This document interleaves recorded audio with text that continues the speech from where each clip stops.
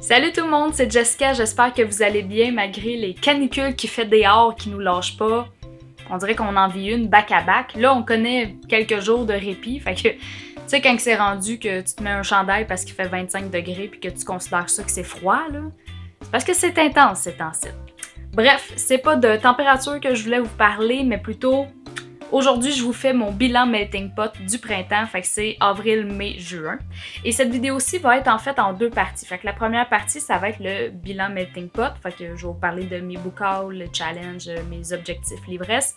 Et la deuxième, ça va être le fameux tag qu'on voit passer partout ces temps-ci. Fait que le Mid-Year Freakout Book Tag. Un tag d'une quinzaine de questions que je vais vous répondre, qui est un peu en quelque sorte un bilan en soi aussi. Donc, pour revenir au bilan melting pot, je commence ça avec mon fameux book haul qui s'est avéré, en tout cas, en rassemblant les 3 mois ensemble, à mon avis, c'est quand même beaucoup. Je pense que le mois d'avril, j'ai fait aucune réception, fait que c'est vraiment plus dans le mois de mai, mois de juin. Et mois de mai, évidemment, il y avait eu le salon du livre virtuel où est-ce que je m'étais carrément lâché lousse. Je commence avec Dissidium, le tome 2 de la série Maleficus de Cynthia Carbonneau. Scarlett, le tome 1, Le Faucheur d'âme de Véronique Blanchette. La guerre des clans, cycle 4, tome 2, Un écho lointain de Erin Hunter. Bloody Harry, le tome 3, Mon sorcier bien-aimé de Alexandre Harlen. Anna Caritas, le tome 1, Le sacrilège de Patrick Isabelle. 13e avenue, le tome 1 de François Vigneault et Geneviève Peterson. Le vent en parle encore de Michel Jean. L'ombre de Jenna Fairchild, Colère, qui est le tome 1 de Marie-Ève Dion. Je continue avec Jem, le tome 1, Émeraude de Geneviève Boucher. Agatha Christie, La mystérieuse affaire de style. Et là, ben c'est pas un achat en soi, mais j'ai décidé d'embarquer. Un jour, il va falloir que je vous explique comment ma pile à lire fonctionne. Mais grosso modo, c'est je mets dans ma pile à lire le tome de la série où est-ce que je suis rendue. Les Agatha Christie, c'est pas une grosse série, mais vous voyez ma collection de 80 romans, fait que quand que je finis un livre, ben, j'en prends un autre selon l'ordre de Hachette lorsqu'ils ont sorti les livres en 2004. Le tout dernier jour du mois de juin, j'avais été chercher un cadeau pour mon ami, puis j'ai passé à côté du bureau pro et j'ai pas pu m'empêcher d'acheter 2 livres, dont La fiancée de Kiera Cass et Hunger Games, la balade du serpent et de l'oiseau chanteur de Susan Collins. Et je termine aussi avec un livre dont j'avais déjà le tome puis que j'ai juste placé dans ma pile à lire dès que j'ai lu le premier tome. Il s'agit de Angelina, le tome 2, Le temps des délivrances de Marie-Bernadette Dupuis. Donc c'est ce qui complète mon book haul, fait que ma grosse réception de 13 livres. Ce qui est quand même beaucoup, mais c'est sûr que je réunis 3 mois ensemble. Fait que... Sinon, c'est 7 livres pour le mois de mai et 5, si je compte bien, pour le mois de juin. Non, rectification, c'est 6. Pour ce qui concerne mes objectifs livresques, est-ce que je m'en suis tenue? La dernière fois que je vous ai parlé, mon premier bilan melting pot, je vous avais parlé de 6 objectifs, mais finalement, il y en a 2 que j'ai décidé comme de réunir ensemble parce que tout seul, ça fonctionnait pas bien. Là. La première, c'était lire 6 séries ou diminuer de 16 à 10. Ça fonctionnait pas du tout mon affaire parce que sur les séries que je m'étais nommées, que je m'étais notée, par exemple le journal de Stephen, c'est des vieux livres que je veux juste acheter en librairie seconde main. Faut que je farfouille là, pour trouver ça, fait que ça marchait pas.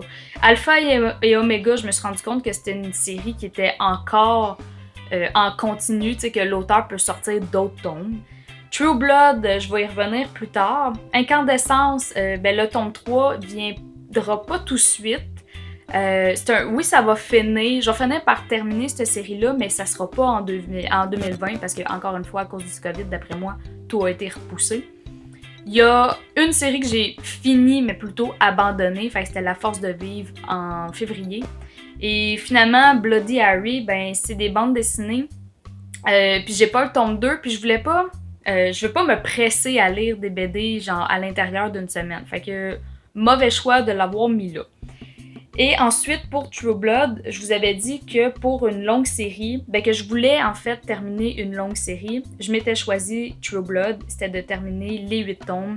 Et ça le fait pas, je suis pas capable de lire un tome par mois, on dirait que je me je me mets trop de pression. Fait que ce que j'ai fait, c'est que j'ai réuni ces 2 challenges-là. Je l'ai appelé le New Défi. Puis je me suis comme fait des petits défis lancés par moi-même. Fait que par exemple, c'est de lire le plus vieux livre que j'ai dans ma pile à lire. Ça se trouve être l'Empire des Vaincus. Ensuite, lire un DNF. Ça a été fait lors de mon vlog Week-end à 1000. Fait que c'était l'héritier d'Ankidiev, tome 4. Fait que je l'ai comme... Bon, je l'ai plus abandonné que d'autres choses, mais il est coché, il est fait. Ensuite, lire le plus gros livre, c'est l'intégrale 2 de Game of Thrones. Lire les tomes d'une longue série. Là-dedans, j'en ai 3. J'ai évidemment True Blood, que je vais essayer cette fois-ci de faire. J'ai La Maison de la Nuit, tome 3. Et j'ai Femme de l'autre monde, qui est le tome 5. Oui. Fait que ça, je me donne comme défi de le faire jusqu'à la fin de 2020. On va voir si je réussis. Pour mon deuxième défi, objectif livresse, c'était pour ma pile à lire d'atteindre 35 livres ou moins. J'ai pas encore réussi. Pour le mois d'avril, j'étais pile dessus, ça allait. Mais le mois de mai, j'étais à 37 et là, pour le mois de juin, je suis à 38. Fait que bon, c'est pas très loin, là. Il me reste, il faut que je lise 3 livres pour atteindre mon chiffre magique, là. Tu sais, encore là, 35 livres, j'ai encore un bon 6 mois pour le faire. Puis étant donné que je me tiens proche, j'ai quand même bon espoir. Pour mon défi Luzerne Rousse, qui était de lire de 2017 à 2019, j'ai pas encore réussi. Je suis à 90,9% selon mon calcul. Et il me reste toujours Maleficus à lire, mais il est prévu pour le mois de juillet. Fait que ça devrait être complété bientôt. Pour mon dernier défi, qui était comme des achats, ou plutôt mes réceptions, pas plus de 18 livres, eh bien là, je suis rendue à 13. C'est ça. Il me reste encore un autre 6 mois. Fait que pour le restant de l'année, je compte pas trop là-dessus pour réussir cet objectif-là. Donc, c'est ce qui complète mon volet objectif livresse qui va comme coup-ci, coup-ça. Maintenant, je vais rentrer dans mon volet challenge. Comme d'habitude, j'en ai 3 de base, puis je m'en suis rajouté 2 pour l'été. Fait pour le Pigement 3, numéro 3, qui est un défi sur Québec livresque, là, vous l'avez déjà aperçu dans mon autre bilan parce que j'avais triché en mettant le mois d'avril dans mon bilan. Fait que le livre que j'avais dû lire était Cœur de Gaël. Et là, je sais pas si vous avez vu passer ma vidéo de déception totale sur ce livre-là, là. Mais c'est ça. Pour le challenge mystère, étant donné que je lis un livre sur 2 pour ce défi-là, au mois de mai, c'était lire un roman avec une couverture multicolore. Et là, j'avais le livre parfait dans ma pile à lire et c'était Branché sur toi, un roman en plus que j'avais reçu le mois d'avant. Fait que c'était juste parfait en fait. Comme couverture, comme lecture, c'était léger, contemporain. Ça a été un coup de cœur. Pour le dernier défi, c'est le serpent et échelle. Puis là, ça, j'ai mangé une claque dans ce défi-là. J'étais à case 94 et là, tout se pouvait devant moi. J'avais devant moi, là, dans case 95, un serpent et je voyais au bout la case 100, la case gagnante. Et quel chiffre que je pogne pas? Le 1. Et j'ai pogné un serpent qui m'a descendu jusqu'à la case 62. Bon, là, étant donné que c'est arrivé plus dans le mois de juin, j'avais encore un 6-7 mois pour me rattraper. Et j'ai pu monter quand même depuis ce temps-là. Je suis rendue à la case 69 et j'ai lu Sorcière de Malègue parce que je pouvais choisir en fait la lecture que je voulais. Fait que j'ai décidé d'y aller avec ma relecture en cours qui fonctionnait pour un autre défi en plus. Fait qu'il me reste juste à le valider pour monter dans les niveaux 70. Et dernièrement, vous l'avez vu avec ma précédente vidéo qui était un update du défi livresse estival et mets du bleu sur ta palle. Donc, je fais juste un répété dans le fond que je suis à 5 sur 10 catégories pour le défi livresque estival et 3 sur 10 pour mets du bleu sur ta palle.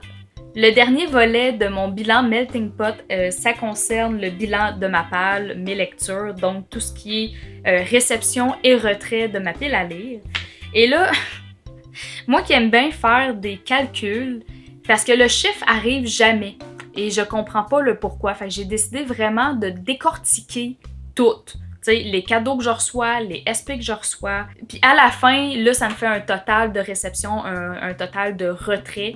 Puis là, j'ai juste à faire le nombre de livres que j'ai actuellement dans ma pile à lire, plus les réceptions, moins les retraits. ça me donne le chiffre final pour la fin du mois. C'est ça.